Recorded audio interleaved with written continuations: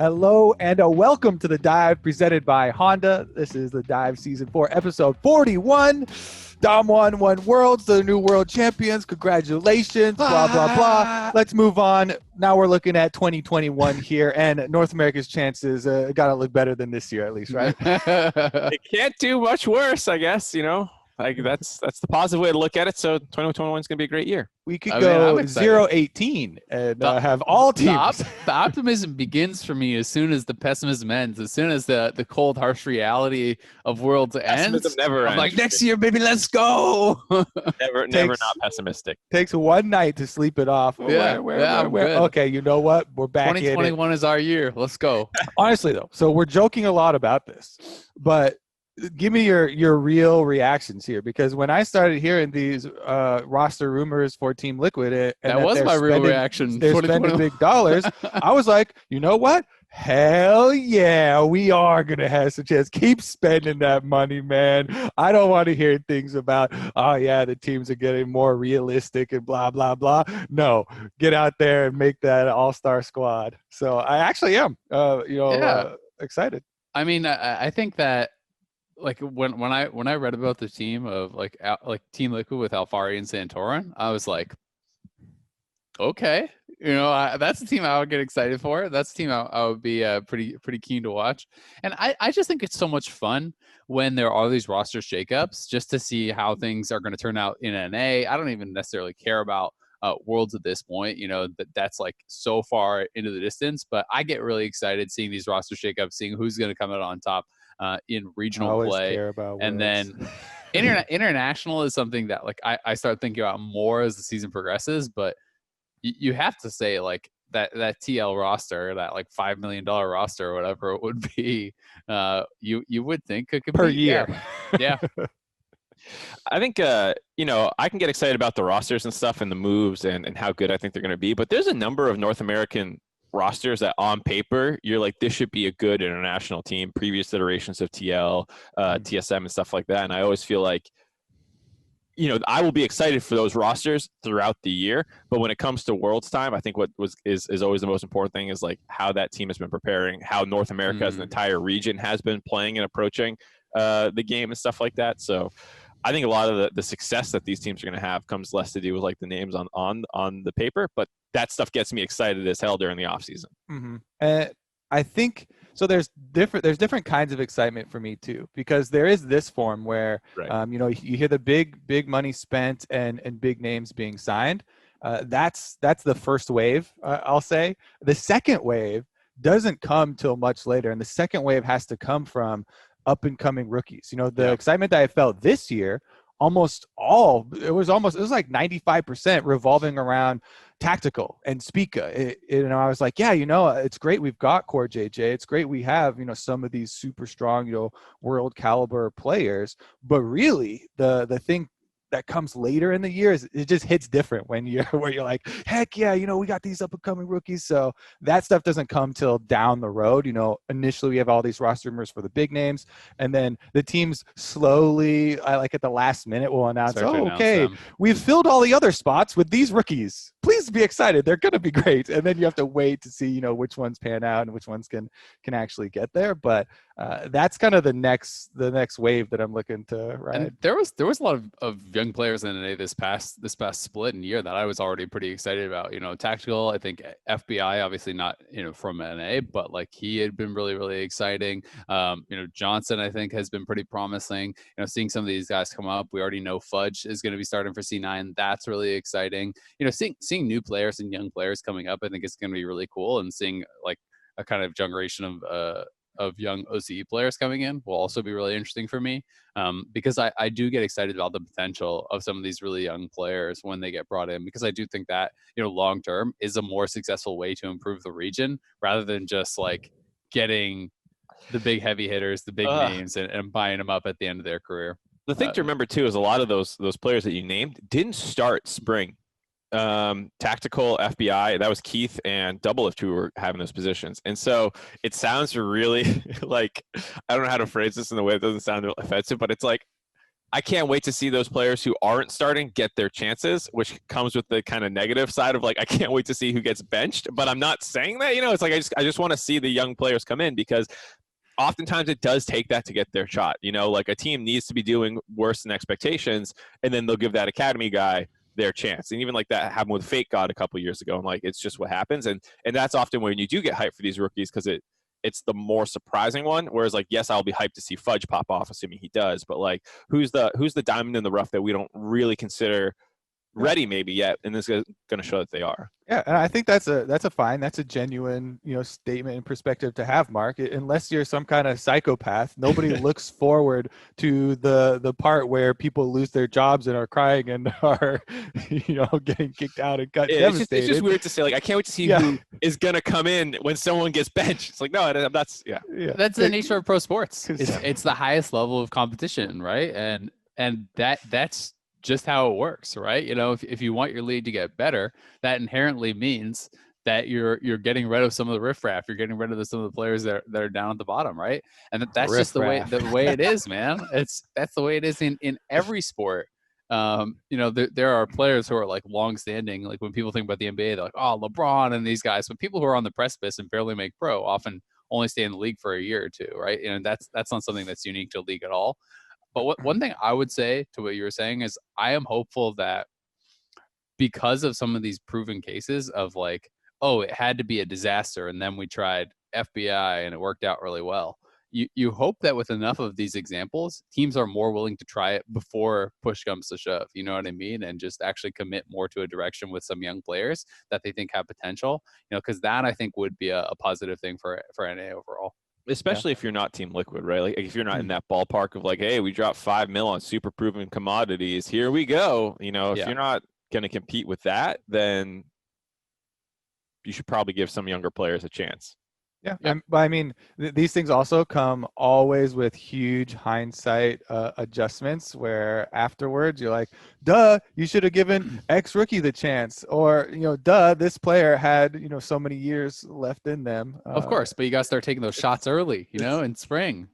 Yeah, you have to start taking the shots, and the judgments are really important in the moment. Because some shots miss.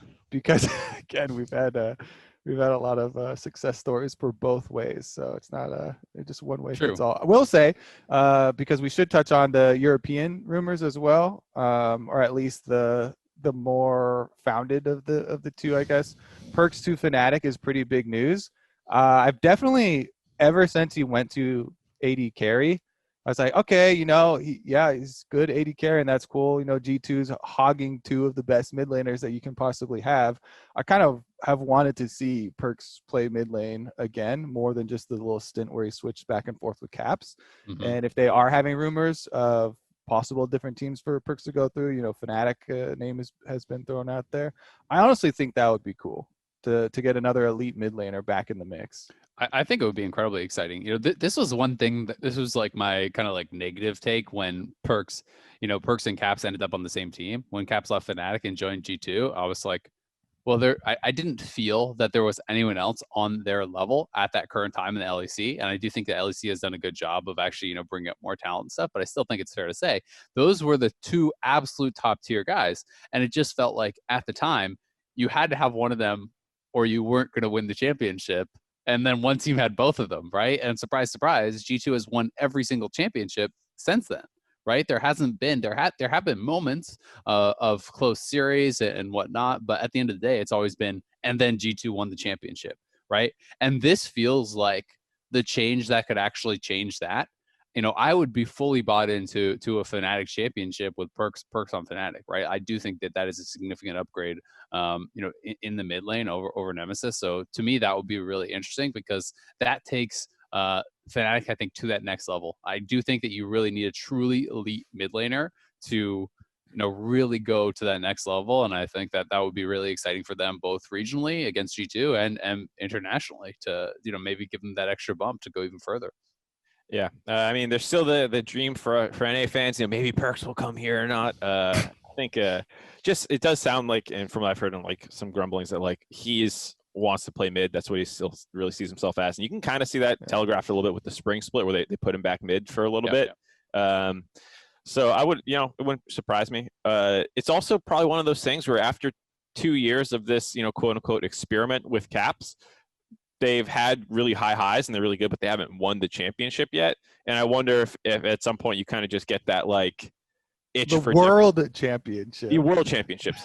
Like you've dominated domestically so much. You want to go and like if I'm just going to dominate domestically, but then have good but not win the big one. I wonder if you ever get that kind of just itch for something different, itch for change, which I know a lot of people get. You get grass is greener syndrome a little bit or something, and I could see that happening as well, or being one of the motivations potentially, as well as wanting a mid lane position.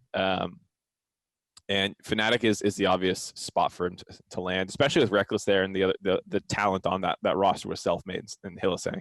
Seems like such a first world problem, or elite league team problem, I guess, another way to put it, to be like, oh man, we got to the finals, but we didn't win the world championship. We got to change something. We're feeling people that get itch. it. But that's normal. But we want progression. You always want progression, but it's just funny that is literally the smallest amount of progression that you could possibly have. Like if you win world championship, then what's the next progression? You're like, all right, we have to dynasty beat Faker's record, and and we have to establish ourselves, or we have to beat Samsung White's win percentage at Worlds, and you start like speed running Worlds and trying to get undefeated runs, and it turns into this like unranked to challenger style run of competitive League of Legends where G2 all right, we're starting all over, and this time we're gonna win Worlds with 90%. Hey man, that's why repeating's hard. You have to find new motivation. That's what people always talk about. The kind of hangover after winning is. Yeah,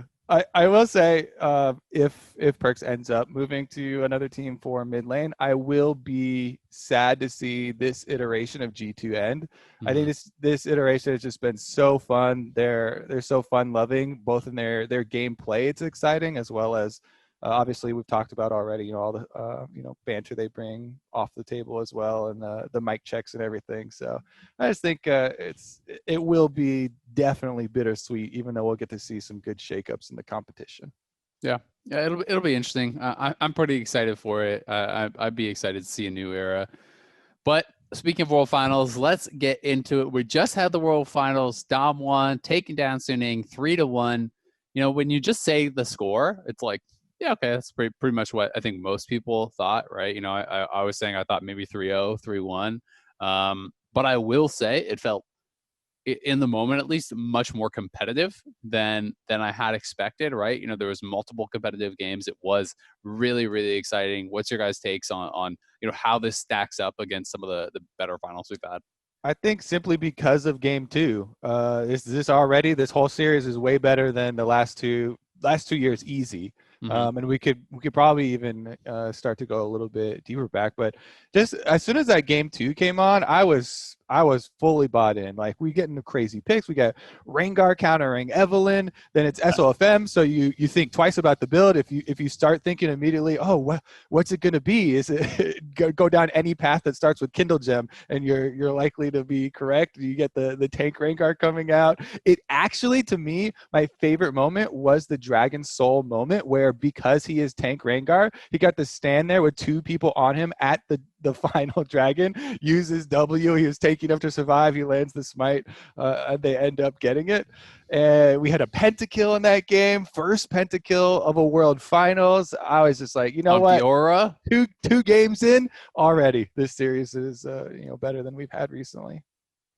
I'd say it's probably one of the best series, with the fact that it did feel like people could win in a game. Yes, game 2 was super back and forth, the pentakill and all that stuff, but even game 3 was pretty close, I think, with feeling like it could kind of go either way until the end. And I don't think, even in some of the closer series in game score, it's always been that way. I'm trying to cast my mind back. Obviously, the 3-0s recently were not super close. 2017 felt like Samsung was just better than T1.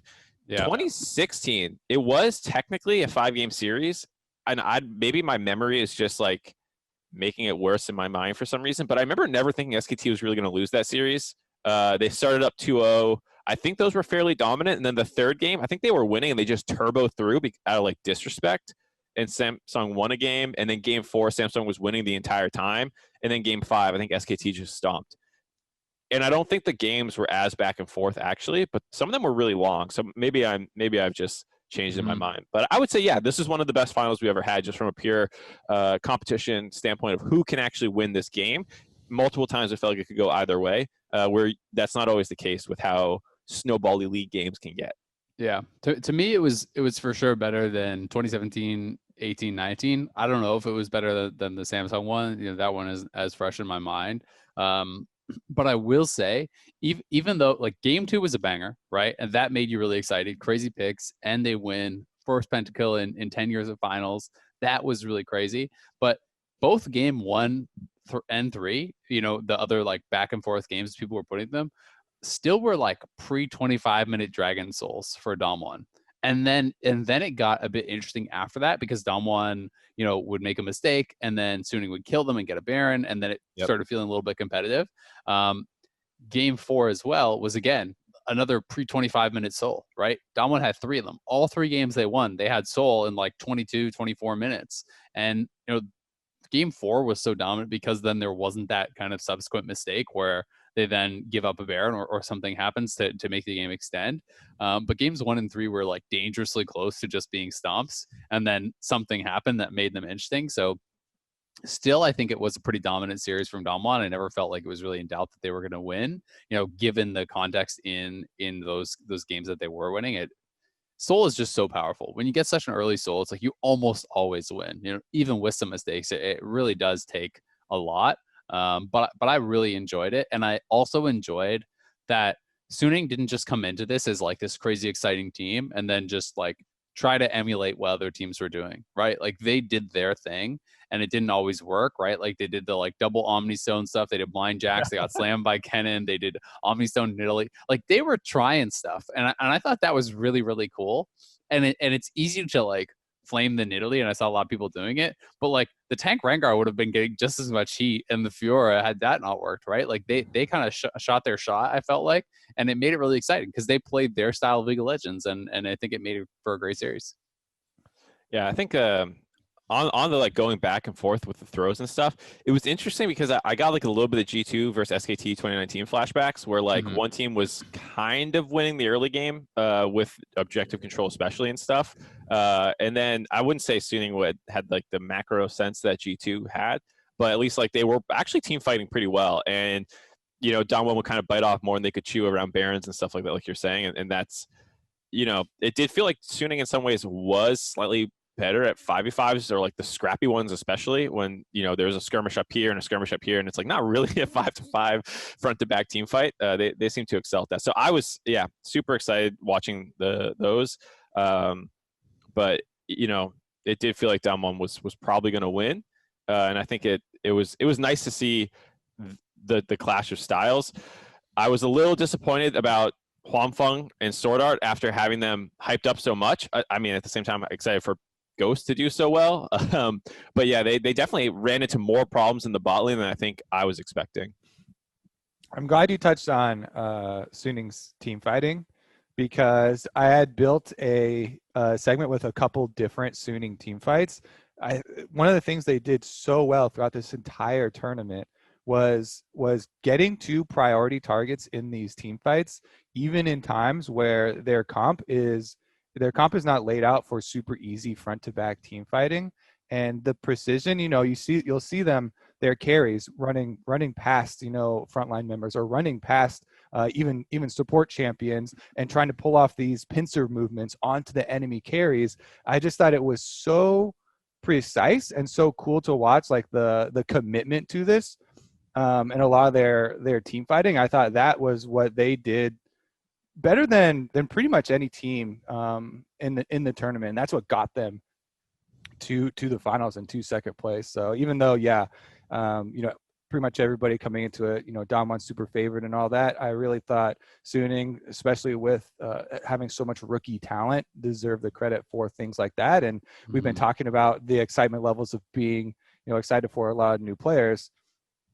everyone's focusing on all these Suning stories of actual, rookies and, coming from only one of them had ever been to Worlds before, right? coming Just from the sort of. ground up. Yeah. It's not like the DAMWON players are these old bogeys, Yeah. The DAMWON players are not like SKT, original players, something that have been just playing this entire time. They've had one more year than the Suning players, right? This is a team that also just came in 2 years from the Challenger League in Korea and gets up here to being the overwhelming favorites in finals. So I think that is really cool and kind of does herald a new improved importance on young talent, scouting young talent, but also building that up and not kind of throwing it away halfway through, because the DAMWON team only made the one change and they were able to completely turn around the story. Yeah, I think the thing that I like you point out there was a lot of the LPL teams that have won recently were actually not that young, so to speak, even though some of them was like the first time we had seen them on the world stage. Like Rookie and Doinby were sweating away for a long time in the LPL. Gimgoon wasn't exactly new. I'm trying to remember every one of these. Like Jackie Love's probably the youngest one. The Shy wasn't exactly new. So, I think it's cool that the Suning, the best performing team from the LPL, is so young in particular, and hopefully the lineup can continue to grow and stay together. I don't know the contract situations with those players, but the scary thing is the LPL is always sending new teams. This is the third new team that made the finals for them. It's not like NA or EU just sending the same teams, even LCK a little bit. So competitive, right? Yeah. Like even, IG had a little bit of a collapse this year, but they could have easily made it. FPX, if they had a slightly better year, they could have made it. V5 actually was playing really well towards the end of summer. They could have made it, right? Like 17 team league. Yeah. And it's, I think, continually expanding till 20. So it's like, it's hard to get top 3. It just is. It's hard to even get to Worlds.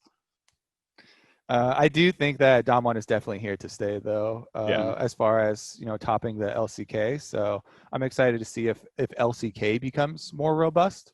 There are definitely fluctuations throughout the year, especially for like DRX as an example. So I'd definitely be interested to see if we have the top kind of building out more for them too. Mm-hmm. Yeah, to me though, like DAMWON winning here and DAMWON being dominant doesn't mean like, all right, they did it. LCK is the best league in the world again, like, and I did see like a fair number of tweets and things about like LCK is back and like LCK is the best in the world, like we did it, and it's like, well, this is one team, and I think if you want to get back to where LCK was, it's so impossibly hard because we talked about this on the countdown rather for the World Finals. It was like LCK dominated so hard for so many years. There was a stretch in 5 years where 8 of the 10 final teams were LCK, right? And it was like LCK won every year. They're crushing completely. Every one of their teams was just crushing. And they pretty much never lost best of 5s except to the other LCK teams. And I don't think that we are there. And honestly, I hope that we never get there. I hope we don't, because we want competition. It's not fun to watch. It was like, I want there to be, teams competing between the different regions and to see these different clashes and everything. I think that is so much more exciting. So, I'm happy for LCK and LCK fans that, they have another team that's on top.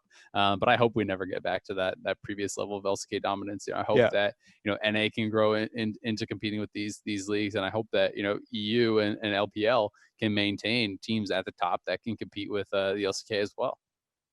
And even on that point, I think you can still debate whether they are the best region or if they just had the best team. And I know that this distinction doesn't really matter in any context, but it's fun debate to have. Yeah, I think just best team. I think you and I are on the same page about LPL, the sheer depth of talent. Like, yeah, Suning didn't win, and Top and JDG look like they slumped a little bit, or maybe they just, domestically it was a little weaker this year with FBX and IG having slumps as well. Like, who can say exactly why, but the depth is not to be questioned. Even LGD showing up and having a decent showing as a 4th seed, and like they could have made it out of that group heading into week 2. It wasn't that crazy to think that you could have seen all 4 teams in quarterfinals from the LPL, and in the future that might happen.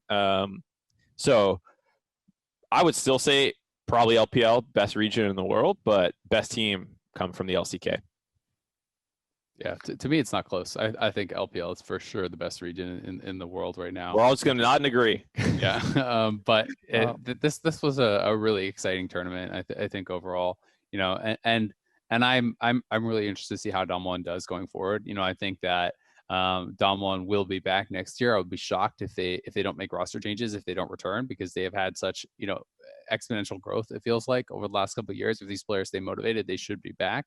But I don't think that it's like a foregone conclusion that it's now dynasty and DAMWON's going to win, because I still do think, like you had mentioned, Mark, that some of the top LPL teams I don't think played as well as they did regionally. You know, I don't think that Top and JDG played as well. I do think that there's going to be teams coming out of the LPL that can challenge them, and hopefully, you know, teams coming out of the LEC and you know, as well, that can challenge to the top for and LCS. Excuse me, well, sir. I said that earlier already. Okay. That I'm hoping we're building up into it, right? You know, you always want that. The more leagues that are competing at the top and have legit chances to upset each other and take each other down, I think it just makes it way more interesting.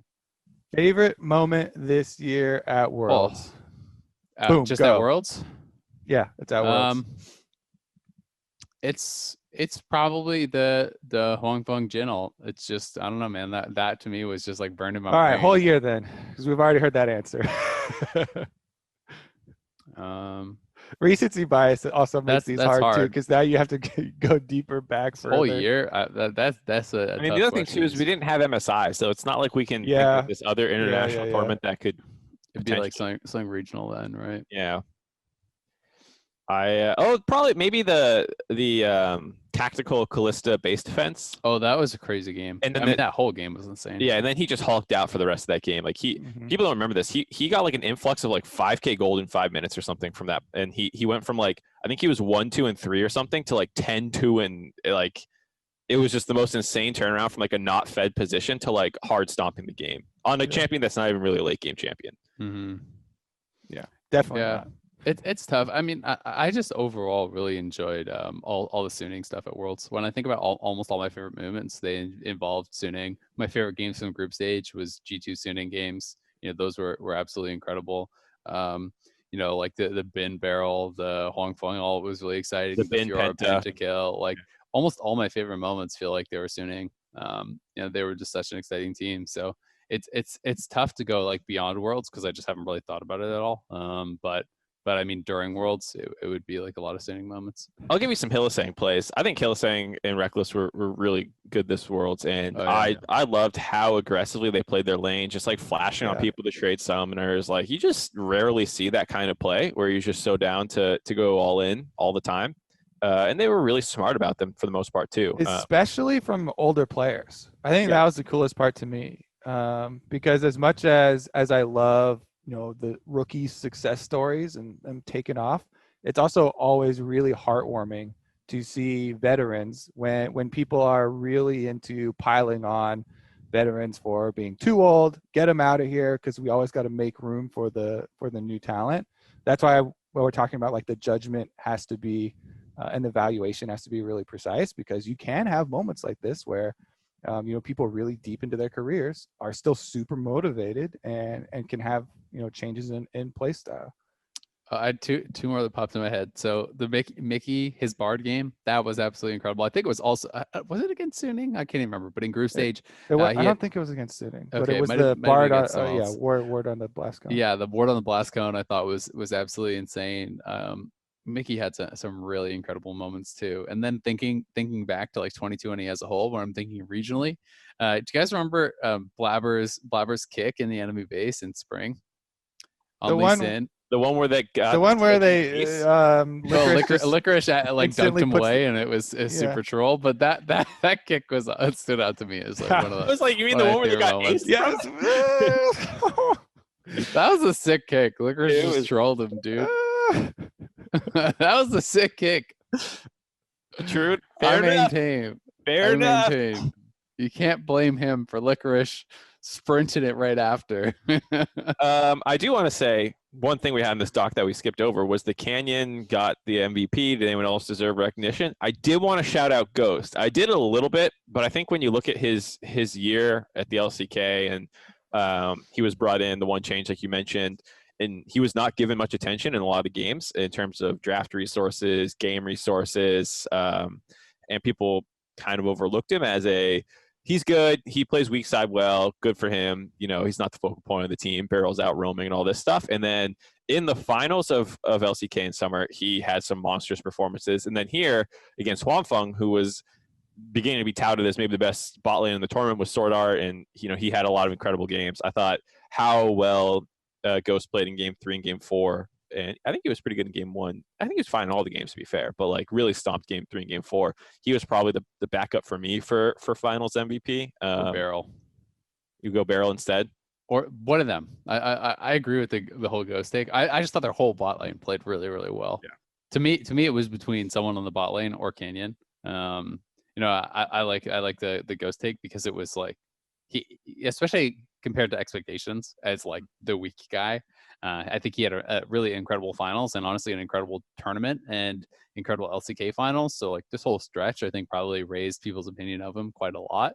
I think he was really, really good. But I do think that Canyon was deserving. I mean, he hulked out in this whole finals. Like the stats line for him, he's 23, 9, and 26 across the 4 games. Like that is just and it wasn't insane. Just the finals. He dominated the entire tournament as well. And in the meta that requires it from your jungler, like I think he was so pivotal. Everyone's like, Konabi is the best. This guy's the best. Carson's the best. Canyon by the end was like, yeah, it's me. There's no other debate. Because previously to 2019, Canyon was really good, and he was a really intelligent Trundle player, and there was a lot of like Trundle and Sejuani games going around, and there was a couple of different looks, but he just, as soon as it turned into this meta, Graves, Canyon, or Grave, excuse me, Nidalee. I say Canyon instead of the Nidalee. That guy is so good at punishing weak areas on the map. And yes, everyone's always going to point to, whenever you give credit to a jungler, hey, look at their lanes that are pushing and allowing them to do this. But it really was a symbiotic relationship, and you could see the give and take there, where he's also doing a lot of the heavy lifting as well. His Talia was actually disgusting last year too. I remember that was probably the champ when I was watching him the most. I was like, oh my god, this guy's insane. I think it fell out of meta by the time Worlds rolled around. But yeah, farming fast paced junglers, he seems to excel at. Mm-hmm. And his Kindred was insane this year. Like I love watching Kindred. He didn't die at all in 3 games on Kindred that he played. He is like 88 player. He never died. He was 7-0-6, 2-0-7, 8-0-7 across 3 Kindred games. I feel like whenever I see a Kindred player, I'm looking for the blooper Kindred ults. And he did not have one. He did not miss one. And there were so many points where there's incoming crowd control, incoming kill threat with burst damage, and he ults in time for it. He never saved an opponent. You have so many times where you're doing that race trying to save your ally, but make sure you get the kill first. Yeah, and he did not mess up the timing. It's one of those champions like Zilean. I just love these champions that are so split second timing based that make the difference between you looking like an absolute fool and an absolute god. Oh, that reminded me of another favorite moment. Who was the bard that Bard ulted pixel perfect Lumao? As someone was running away by Baron? I think it was that Lumao? Lumao? Yeah. That was probably Lumao, because that was freaking nuts. Like the pixel perfect on the edge of the Bard ultimate, just not clipping his teammate and getting the opponents. Bard is definitely another champion that is hero to zero real quick in one play to the next play. Yeah, I mean I feel like Bard, the Kindred ult, Tom Kench, those are 3 for me that like most kind of embrace that, where it's like you can actively hurt your team with those ultimates like really badly. And or just with a Devour with Tom Kench, right? Zilean is like you have to be quick, but it's like less punishing. You can't you know what I mean? I feel like, okay, I'm going to use some quick examples from several of our teams trying to use Hecarim Zilean, and them not having the coordination of Hecarim's like, all right, this is a perfect combo. Zoom me up. And he zooms up away out of the range of the Zilean, and he's dead of enemy team. You have no revives. That's a Hecarim problem. That's not a Zilean problem. It's also just like, I mean, you can waste every ultimate technically, but when you see the Zilean ult go on this guy who's like, why did you ult him? The guy runs away with like 200 health, and he's like, oh, I guess I was supposed to die, or like you throw it on him and the whole team stops hitting him, and they just is running around with this like, someone hit me, someone kill me, please. The timing is really important, because especially at pro level, people will not execute this person, and they'll just stand around you waiting for that to drop, like waiting to eat. Yeah. True. All right. Chill. Yep. So in other news, Seraphine just came out. I've only played one game, so I haven't really been looking like forward to a lot of the changes and everything, because we're obviously focusing on Worlds. But I've only played one game. I've watched a little bit. My initial impressions were kind of, it just seemed better as a support, to be honest. I know it was intention was to be a mid laner, but like from what I played, like the wave clear was really good. But it also just kind of felt like there was probably like a lot of weak matchups. You're not really getting use out of your passive a lot of the time. And like I know in the champion spotlight, they're like push and then always roam and do all these things. But like if you're ever falling behind or you can't do that, like you're locked in this 1v1 that you're not really like designed to be kind of dominant in.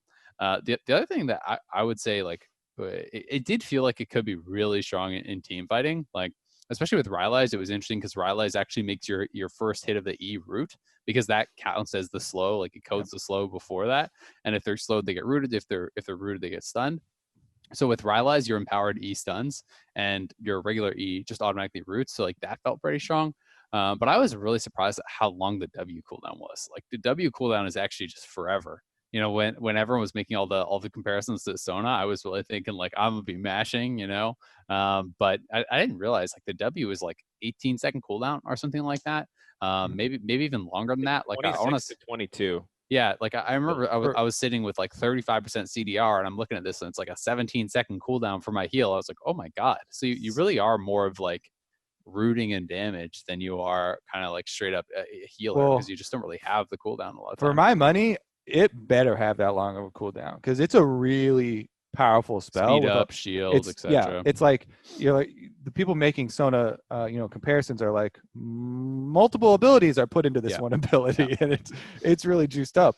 And I played against Seraphine quite a lot already, in solo queue and flex queue as well, which is more, for fun style. And I've played against it in solo lane. I played Talon, and so I'm also trying to wave clear. And I basically would use kill threat on her to wave clear first and then leave.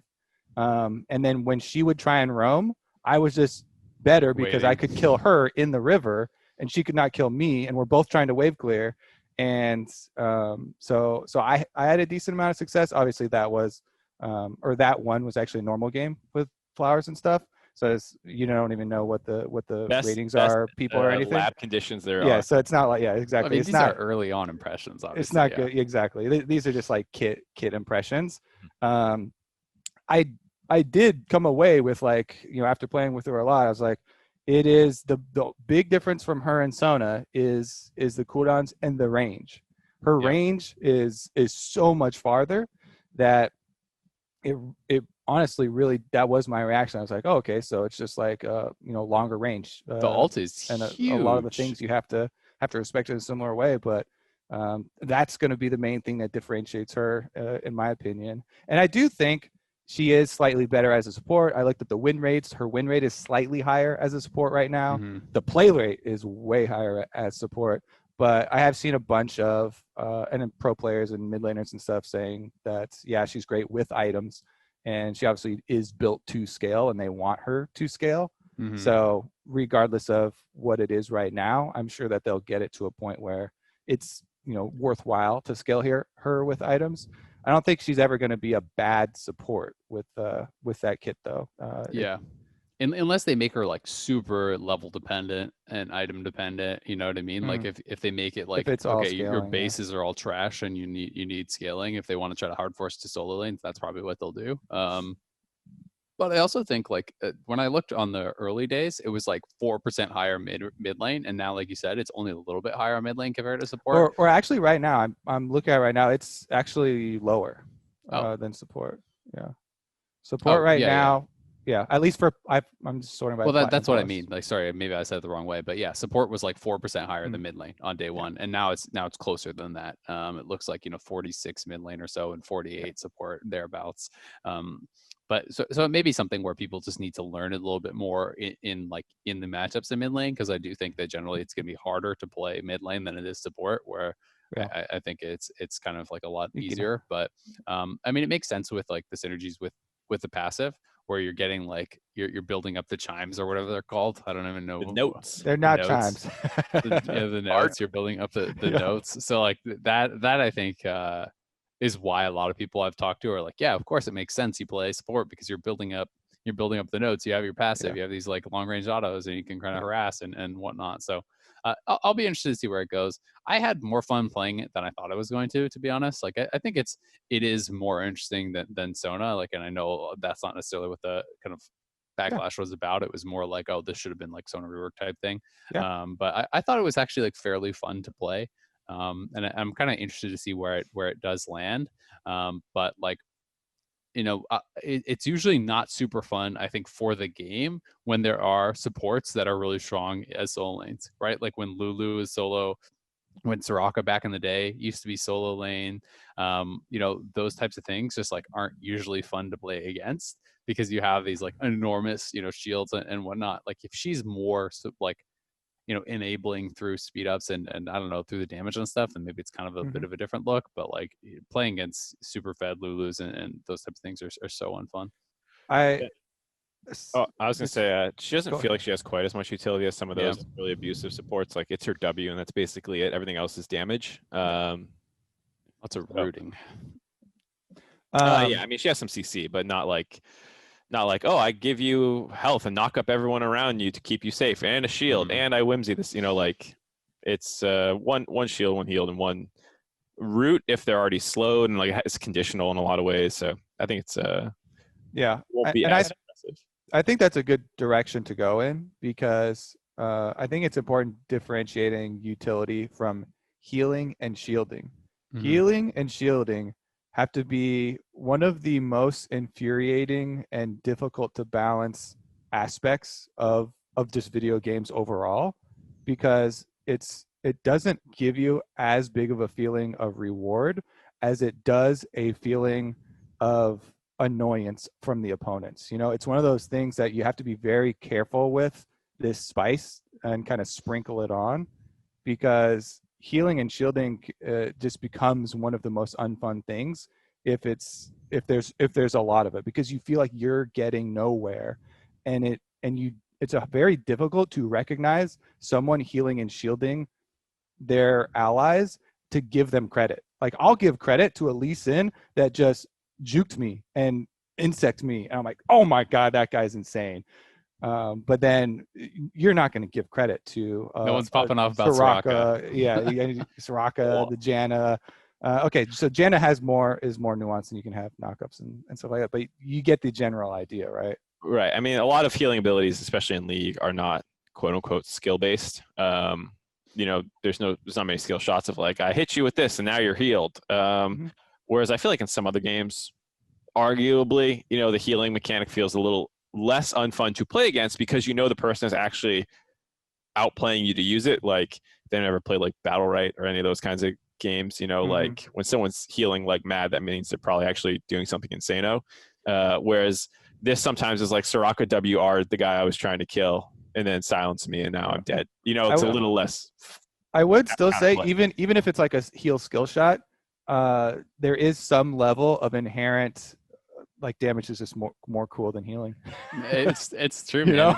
It's just that feeling of like you should not be able to get out healed if you did all your damage. You know what I mean? It's like even if it doesn't really make sense, it's like that's how it feels, and it's kind of like the rage-inducing right. feeling that you have when you're playing against like a Vladimir, or like even against you know, like friggin' Conqueror top laners with Bork or whatever, and there's so much sustain sometimes where it's like you just can't out damage what they're doing. They're healing through everything. Like that feeling is so frustrating. So I do think that's always a dangerous line, but you know, it'll be interesting to see where it goes. But overall, I think most of the people I've talked to about like actually playing the champion have been fairly optimistic / positive about it. But like a lot of the takes on Seraphine are pretty negative. I mean, there's the whole gameplay side, which is one discussion, and then there's the champion and everything else that comes with her as the other discussion.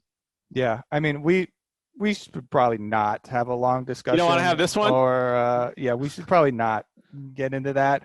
I'll just say that I really disagree with using virtual influencers, and especially the way that's going on.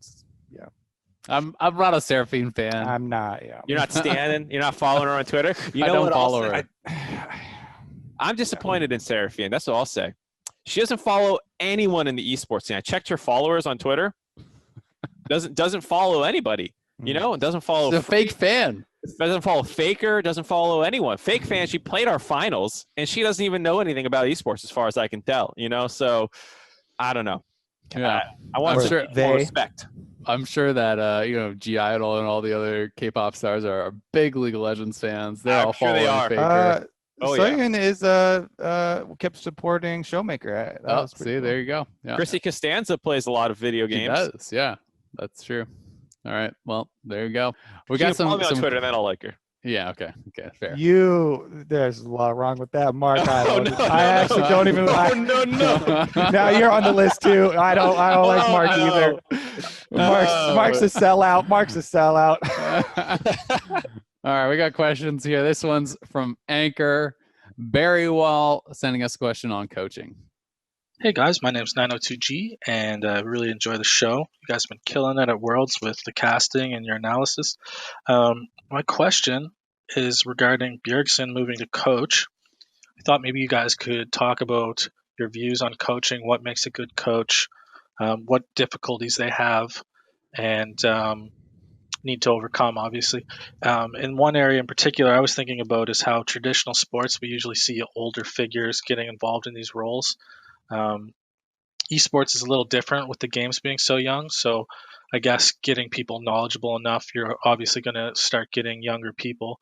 But I also think there's some issues of maybe players being able to get the respect and authority over their peers if they're a little younger and such. So look forward to hearing your thoughts. Thanks.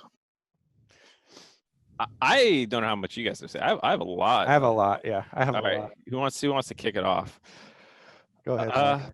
Okay, so I think with regards to Bjergsen moving to coach, we talked about that a little bit already, and I think the broader angle is the one that I have more interest in. And the age part of coaching is more of like, you know, we often talk about symptom versus like cause. I don't think age is important, and people talk about respect and stuff like that. That can come along with it, but experience, I think, is the big thing that comes with age in a lot of ways. And so one of the things that these in traditional sports coaches who are 50, 60, you know, pushing, you know, 30 years older than the people they're working with compared to league where, like, you know, we've only been around 10 years and that's part of it, but also they can bring things back that were useful or that they had done 10 plus years ago. I watch a lot of documentaries. I'm very big into coaching, and I'm watching this one about Bill Belichick, and he's talking about things that he did in the 90s that he's bringing back in 2010. And at some point he made it, you know, he said the only person who's going to throw the ball is Tom Brady, because they had done like a play fake before where someone else threw the ball and it sucked. And then, you know, 10 years later they revisit that idea. You know, there's this giant breadth of knowledge that they can pull from. League changes every year so fundamentally. The things that I know as a coach from season 4, season 5 don't matter anymore for the most part. Lane swaps are dead. That's a totally useless portion of my brain that has a lot of information that will probably never be useful ever again. Juggernaut is a dead comp. It's probably not going to come back.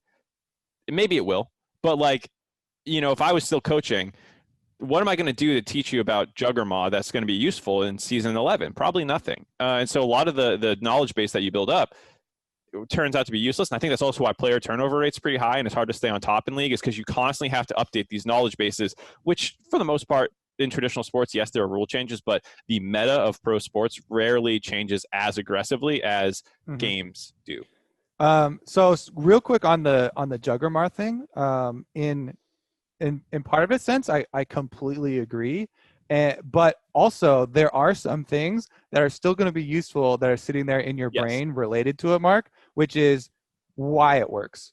It's so important, especially for coaches. I mean, it's really important for players too, but especially for coaches, you should always be looking at why does X strategy work? And even if the meta changes, kind of these core tenets of the strengths or what you're looking for might become applicable later down the line, when with new champions and this type of stuff. So I feel like that is something that really I would value in a coach, is being able to compartmentalize this in your brain and be able to section off these types of things, and the underlying issues and the general lessons are one thing. I would also say that coaching is such a diverse, set of skills. People talk about this guy's, mentioning the leadership and the, respect that you need to get from your players. There are some people, some coaches that, spend so much time on this. What value do you actually have to bring once you've gotten this, respect and authority from your players, though? I actually am not a huge fan of, the ones that are just focusing on, hey, we need an authoritative figure to have discipline here and roll it that way. I put a lot of emphasis on role-specific coaches and strategic coaches, because that to me is where you organically get a lot of praise and faith from your players, and they really feel like, man, this coach is helping me, rather than this coach is setting my schedule, or the coach is, some authoritarian figure.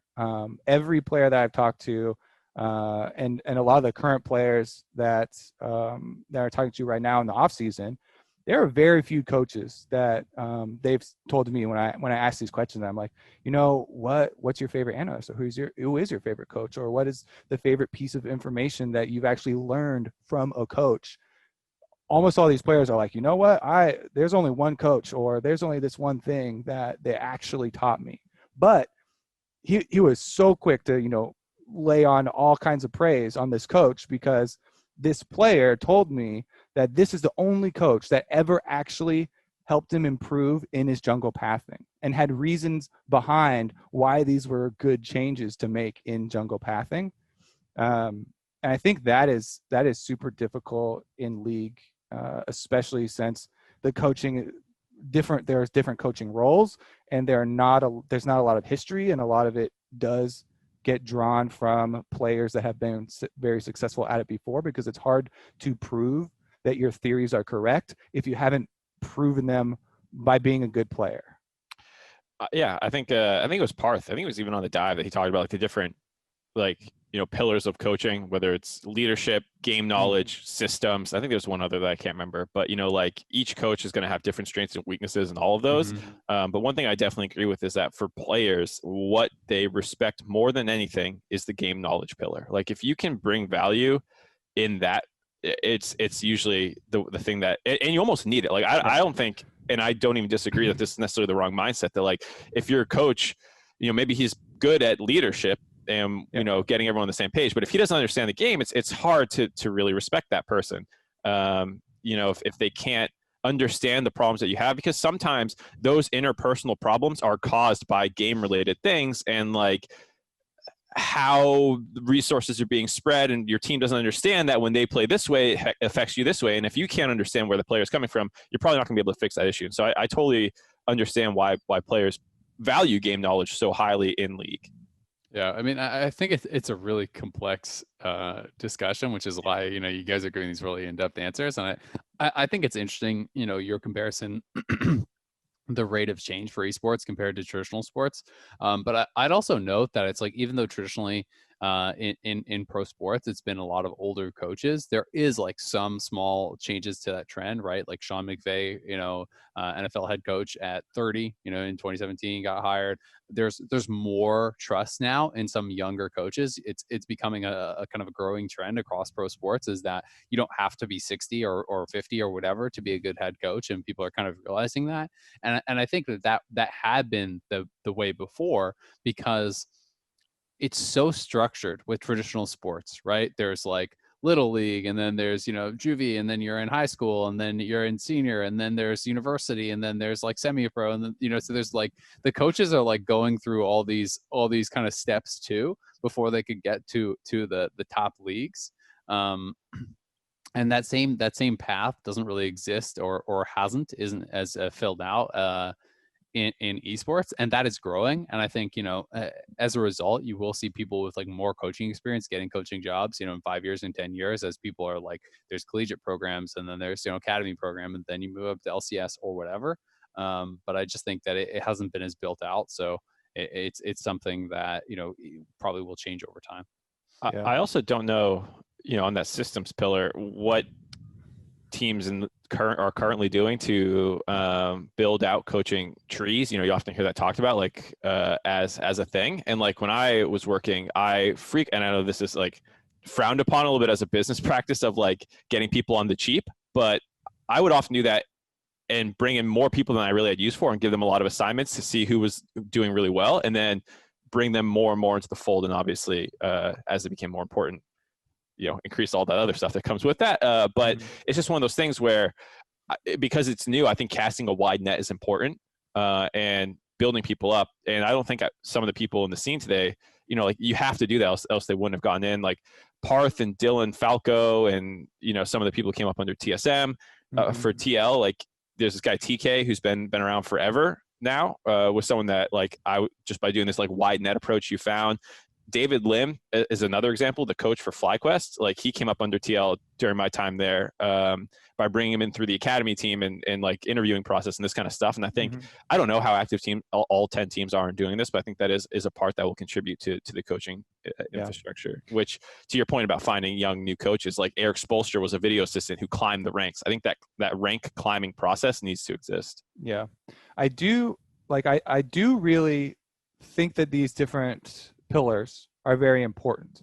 I think one of the problems is that a lot of the current teams, and a lot of the situations that people found themselves in here, are that they focus so much on the authority and systems and how are we going to teach aspects of coaching, that they did not invest as much in, all right, what are we actually teaching, and finding people that are going to be teaching valuable lessons. Because, it is very, very worthwhile to have things like, sports psychology, or, some light level of, trying to balance interpersonal relationships and the mentality of the team and all those types of things. But I feel like a lot of the organizations skipped a lot of the meat in getting to guilty as charged before as well. I was talking about some of the things I thought I did well when I was hiring people. I've made some mistakes when I was at TL hiring people. Because everyone's like so focused on, like, okay, so I get it. We have these structures. We need coaches, right? Yeah, we need coaches. Okay, and they just kind of boom, shoot from the hip, go from there. But that is maybe our most in-depth answer to an anchor question ever. Yeah.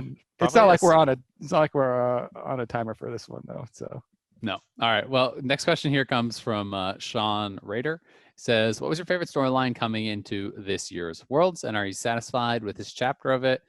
I'm going to give a quick answer. To me, it was Huang Feng, his story, because I knew other people were going to say that. You got to jump on that one. Yeah, if you watch the YouTube videos about it, it's an amazing story. There's articles about it. If you Google Huang Feng story, you can find it if you haven't seen it. But pretty incredible, the stuff that this guy has overcome, and it really feels like he's been overcoming stuff, not only his entire league career, but his entire life. So I'm very satisfied with it. He got to the World Finals, and this is just another obstacle in the road. I hope we're going to see a lot more from him in the future. What you got, Mark? Let's go with tactical. I think, after having a pretty fast climb in North America, at least in terms of how well he was playing in summer and the amount of respect he was getting, I think a lot of people, myself included, were eager to see if that would translate to the international stage. And I think he actually had a pretty good performance at Worlds. And I don't think that this chapter felt like the best resolution, but they did go 3-3. They were competitive against a lot of really strong teams, looking at G2 and Suning and how far they got in the tournament. I think it's not necessarily the ending that you wanted, but it's one that you can maybe feel a little satisfied with as a tactical and Team Liquid fan. Yeah, that one was super high on my list too. This kind of multiple instances of rookie talent, I guess, and there's definitely some good examples of that. To kind of balance this out and go another route of our heartwarming stories, our building arc stories, I really was looking forward, and it actually was nice how it ended up as well, not just coming into the tournament, but revenge stories. I love me some good revenge stories. I love me some good grudge matches, and boy did it deliver. Just all along the lines, the DAMWON versus G2, and G2 is a team with you gotta love watching a team in any aspect of life. You love to look at who is the best of this, right? And if they're the best at it while being cavalier and making jokes and being able to have this sort of effect on other competitors or other teams, it makes it even more fun. And then to see DAMWON coming in with this chip on their shoulder, like, oh, we need to get revenge, we are so much better than them, and to have it come out as these flares getting spammed, instantly taunting in game as soon as they get the first kill on you, stealing the celebration, just boom, boom, boom. Like, I love rivalries, grudge matches, that type of stuff. And that's why we need top teams from different regions to be competitive with each other. We don't want, one region to be the one that brings all of the top teams, because the rivalries just won't be as spicy. When we get these cross-region ones, that's where you get the real bangers. True. All right. We got another one here. This one comes from KevKaba. He says, can you walk us through your average off-season day? You're also handsome, and I'm just trying to be as good looking. Who wants to start? Mark, you've had the best glow up, because you started out with some just bedhead sometimes, and now I feel like every single time you're the most on point. Yeah, you're like, dude, you used to be so ugly, and now you're passable to look at. It's the biggest glow up in terms of raw change, but it's definitely not the peak. I would say. I mean, I came into this episode with just a sweatshirt and sweatpants. I didn't do anything. I was like, you know what? I've had some rough ones for sure, so I felt like for the last one of the year, I should put some product in my hair. Clean, looking good, MarkZ. My off-season day consists of waking up, maybe getting out of bed. That's anywhere from a 30-minute to a 2-hour endeavor. Laying on my couch, refreshing social media, Reddit, maybe playing a game, waiting for the girlfriend to get home, then sitting more on the couch and watching TV together, and then going to bed. It's a pretty strenuous activity. Action-packed. I'm memeing a little bit. I have side projects I'm always working on, but it's definitely not as hectic as the regular season. I mean, for me this week, this is kind of like our week off, but it's not that much of a week off for me, I guess. I'm doing this, and then I'm doing Lane Kingdom, and then next week I think we're starting show planning and retros and stuff like that. So not much time off. Answer the freaking question, Azael. Well, that's kind of my average day, is just doing whatever we have.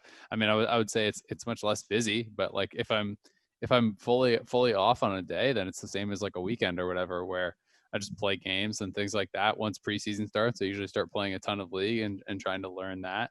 I would say that's pretty common, but for now, I'll do content this week, and then I'll take some time to chill. I've been playing some Monster Hunter World. That's pretty fun. And then we'll get ready for next year and whatever else has to come in this year. All right, I'll take you through an average day then.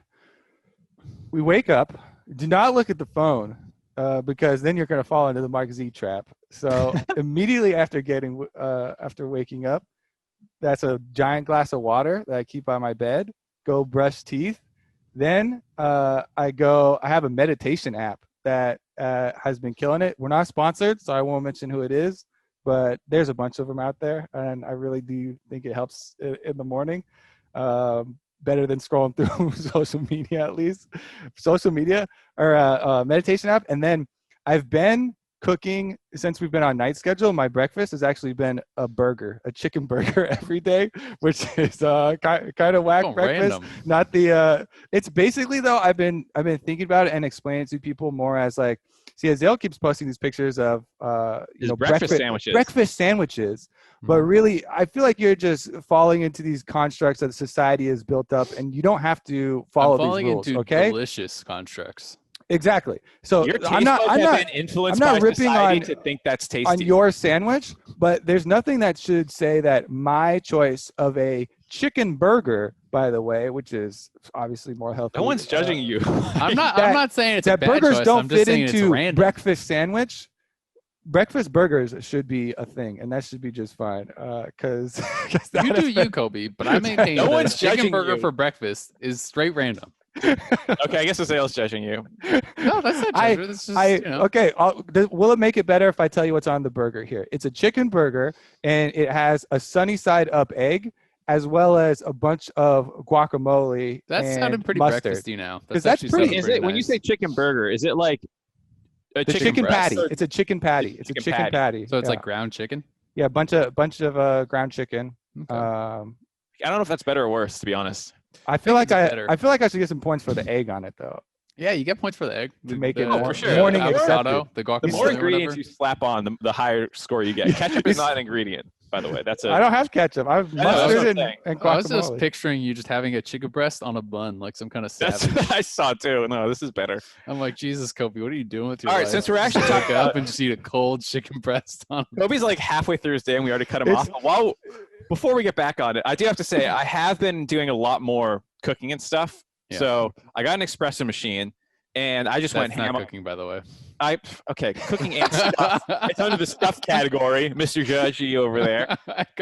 I've been doing so much cooking. I got an espresso, and I put the capsule in. I pressed the button. I'm so good now. Hear me out, okay? Quit bullying him. Pumpkin spice. All right, so I had to get the pumpkin spice creamer. That doesn't really get sold, so I had to start making pumpkin spice creamer myself. So you started growing pumpkins. Yeah, Mark's been gardening too. Wow, I did buy some pumpkins and carve them. The guts are gross, so I skipped that. But then I also the apple cinnamon dolce things those were at Starbucks as well. So basically anything at Starbucks, I started learning how to make myself. Dolce and Gabbana pumpkin spice is what you got here. Dolce syrup. Dulce. I learned to make that. I learned dolce. I'm more of a Gucci syrup person myself.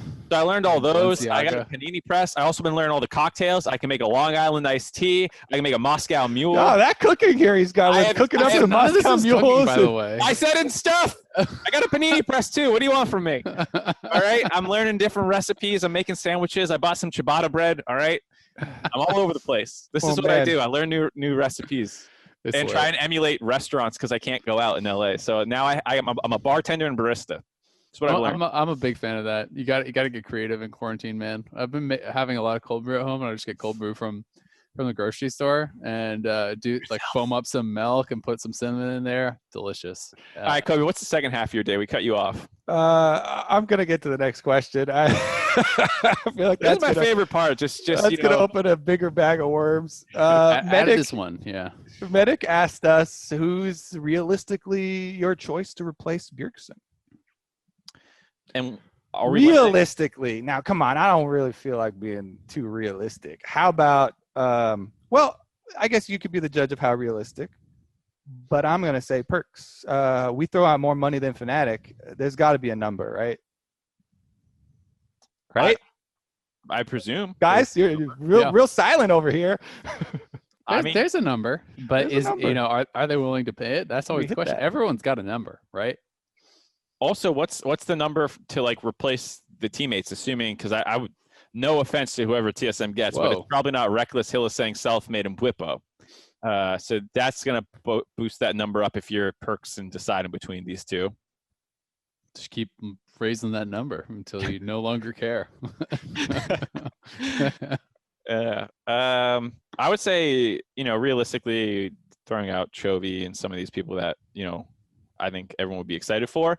In North America, there's these kind of rumors with Santorin leaving about if FlyQuest is going to blow up.